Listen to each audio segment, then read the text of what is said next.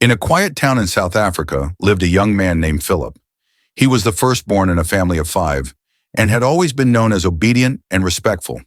His parents, particularly his mother, were devout Christians who believed strongly in the power of prayer and the importance of obedience to both God and family. When Philip finished secondary school, he got admission into a university in another state. Before he left, his mother gave him one simple instruction: no matter what happens, do not join bad company. Remember the son of whom you are. Philip promised her he wouldn't disappoint her, but once he got to school, things began to change. He met a group of boys who lived lavishly, wore designer clothes, and always had cash to spend. They were involved in internet fraud, but they presented it as just hustling. At first, Philip resisted. He focused on his studies and kept to himself. But as time went on, the pressure mounted. His roommates mocked his poverty, and girls ignored him because he couldn't afford the flashy lifestyle. Eventually, Philip gave in. He told himself it was just to get by for a while. Just one job. That first job fetched him over 1,000 rand.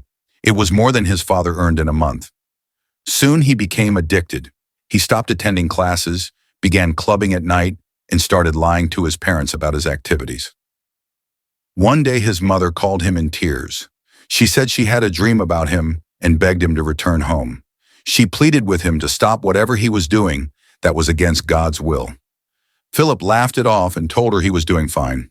A few months later, Philip and his gang attempted a high-level scam that involved impersonating a foreign businessman.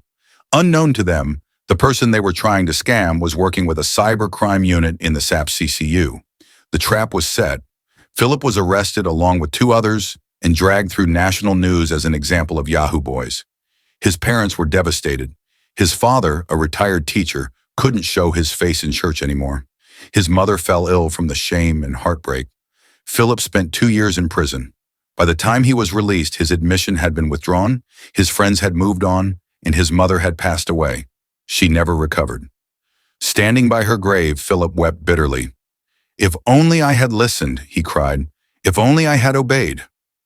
Morale. Disobedience may feel like freedom in the moment, but it often leads to regret, pain, and loss. When you ignore wise counsel, especially from those who love you, you may find yourself paying a price much higher than you ever imagined.